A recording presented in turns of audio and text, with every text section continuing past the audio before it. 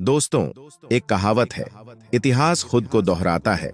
पर इस बार नए किरदारों के साथ कुछ ऐसा ही बांग्लादेश में होता दिखाई दे रहा है। बांग्लादेश, जो कभी भारत का हिस्सा था, फिर पाकिस्तान बना और अंततः एक स्वतंत्र राष्ट्र। इस छोटे से देश की राजनीति में हमेशा ही उथल-पुथल रही है और अब एक बार फिर देश राजनीतिक संकट का सामना कर रहा है। शेख हसीना, जो बांग्लादेश के संस्थापक नेता मुजीबुर रहमान की बेटी हैं, ने बांग्लादेश में एक लंबा शासन किया, लेकिन उनकी सरकार के खिलाफ एक बड़ी विरोध लहर उठी। 5 अगस्त को हालात ऐसे हो गए कि उन्हें देश छोड़कर भारत में शरण लेनी पड़ी। यह वही शेख हसीना हैं जिन्होंने बांग्लादेश की स्थिरता को बनाए रखने के लिए कई कठोर फैसले लिए, परंतु जब भीड़ उनके खिलाफ उठ खड़ी हुई तो स्थिति पूरी तरह बदल गई। जब भीड़ हुकूमत तय करने लगे, तब लोकतंत्र खतरे में पड़ जाता है और यही हम बांग्लादेश में देख रहे हैं। शेख हसीना के हटने के बाद यह माना जाने लगा था कि अब मोहम्मद यूनुस, जो अमेरिका के करीबी माने जाते हैं, सरकार को संभाल लेंगे। परंतु बांग्लादेश में यह खेल अभी खत्म नहीं हुआ। भीड़ फिर से सड़कों पर उतरी है, लेकिन इस बार निशाना राष्ट्रपति है। भीड़ के हाथ में अब एक नया चेहरा है, राष्ट्रपति का।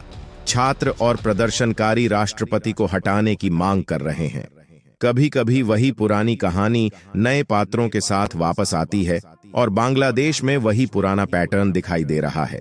सड़कों पर विरोध प्रदर्शन, 2 दिन का अल्टीमेटम और सत्ता पलटने की धमकी।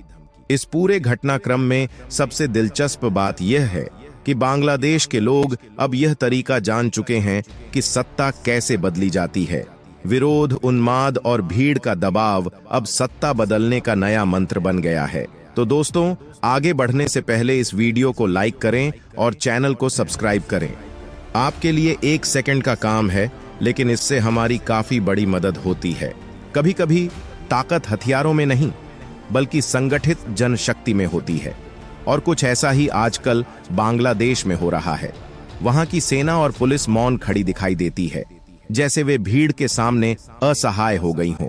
सोचिए, एक ऐसी स्थिति जहां लोकतंत्र की ताकत इतनी बढ़ गई हो कि सरकारें खुद को कमजोर महसूस करने लगें। जनता एकजुट होकर उन्माद फैलाती है, छात्र सड़कों पर उतरते हैं और सरकार को सरेंडर करने के लिए मजबूर कर देते हैं। यह नया तरीका कुछ लोगों को शायद समझ में आ रहा होगा। भीड़ का दबाव इतना प्रबल हो जाए कि सत्ता अपने घुटने टेक दे। आज बांग्लादेश में जो कुछ हो रहा है, वह एक बड़ा सबक देता है। पहले प्रधानमंत्री को हटाने की कोशिश हुई और अब राष्ट्रपति को हटाने की मांग की जा रही है। इस पूरे घटनाक्रम में एक बहुत महत्वपूर्ण सीख छिपी हुई है, और वो सीख यह है कि संगठित जनशक्ति से बड़ी कोई ताकत नहीं होती। महात्मा गांधी जी का एक प्रसिद्ध उदाहरण है। उनसे कई बार यह कहा गया कि क्यों नहीं आप अंग्रेजों को एक एक लाठी से मारकर भगा देते? हमारे पास इतनी आबादी है, क्यों नहीं हम सभी मिलकर उन्हें पत्थरों से मारकर खदेड़ देते? लेकिन गांधी जी ने कभी इस हिंसक तरीके को नहीं अपनाया। उन्होंने कहा कि अगर हम ऐसा करेंगे तो हम भी उन्हीं की तरह हिंसक बन जाएंगे। बांग्लादेश की मौजूदा स्थिति में भी यही सवाल उठता है, क्या सरकार को उखाड़ने का सही तरीका यही है? छात्रों की भीड़, उन्माद और सरकार पर दबाव डालने की कोशिशें हमें यही सोचने पर मजबूर करती हैं कि लोकतंत्र की असली ताकत हिंसा में नहीं, बल्कि संगठित, शांतिपूर्ण विरोध में होती है। यह हालात एक बार फिर से दर्शाते हैं कि जब भीड़ एकजुट होती है, तब सरकारें भी झुक जाती हैं। लेकिन हमें यह समझना होगा कि यह स्थायी समाधान नहीं है। जैसा कि गांधी जी ने हमें सिखाया, ताकत का सही इस्तेमाल वह है जो बिना हिंसा के जीत हासिल कर सके। और बांग्लादेश को शायद अब इस बात पर विचार करना चाहिए।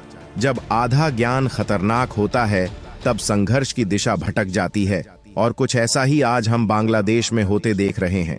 शेख हसीना, जिनकी सरकार एक लंबे समय तक बांग्लादेश का नेतृत्व कर रही थी, जनता के आक्रोश और विद्रोह की शिकार हो गईं।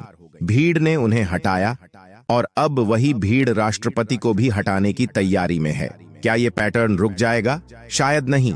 जब लोगों को सत्ता की चाबी हाथ लग जाती है, तो उन्हें लगता है कि हर समस्या का हल इसी में छिपा है, लेकिन यह सोच बेहद खतरनाक है। गांधी जी के विचारों को याद करें। उनसे कई बार कहा गया था, आपके पास इतनी जनता है, बस एक एक लाठी उठाकर अंग्रेजों को मार भगाइए। लेकिन गांधी जी ने हमेशा अहिंसा का मार्ग चुना। उन्होंने समझा था कि सत्ता हथियाई जा सकती है, पर उसे चलाना एक अलग ही कला है। सत्ता में बैठे लोगों को यह समझना होगा कि सरकार चलाने के लिए न केवल जनशक्ति चाहिए, बल्कि सूझबूझ और दूरदर्शिता भी जरूरी है। यही कारण था कि गांधी जी ने हथियार उठाने से इनकार किया, क्योंकि उन्हें पता था कि अगर हम सत्ता छीनकर उसे बल के द्वारा चलाने लगेंगे तो हम उस सत्ता की गरिमा को खो देंगे। आज बांग्लादेश में जो हो रहा है वह गांधी जी के इसी विचार को और अधिक प्रासंगिक बनाता है। शेख हसीना के बाद राष्ट्रपति को हटाने की कोशिश से यह साफ हो जाता है कि यह कोई अस्थायी समस्या नहीं है, बल्कि यह लोकतंत्र पर एक गहरा संकट है। जब सत्ता का रास्ता भीड़ और विद्रोह के माध्यम से प्रशस्त किया जाता है तो सत्ता का स्थायित्व और शासन की गुणवत्ता खतरे में पड़ जाती है। बांग्लादेश, जो कभी पाकिस्तान से भी तेज विकास की राह पर था, अब बैक टू पवेलियन जा रहा है। यह वही स्थिति है जो पाकिस्तान ने भी झेली थी, लगातार अस्थिरता और सत्ता परिवर्तन। लेकिन इस बार कारण और भी स्पष्ट है। जब लोग बार बार इस प्रक्रिया को दोहराने लगते हैं तो देश का भविष्य अधर में लटक जाता है। यह अराजकता केवल सरकारों को गिराने तक सीमित नहीं रहती, बल्कि यह देश की प्रगति और स्थायित्व को भी जड़ से हिला देती है। सत्ता पाई जा सकती है, लेकिन उसे स्थायी रूप से चलाने के लिए समझ और सूझबूझ की जरूरत होती है।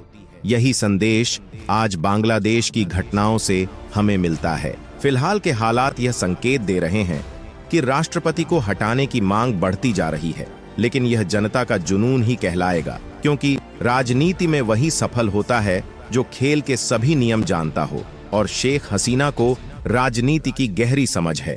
वह बचपन से राजनीति का खेल देखती और समझती आ रही है।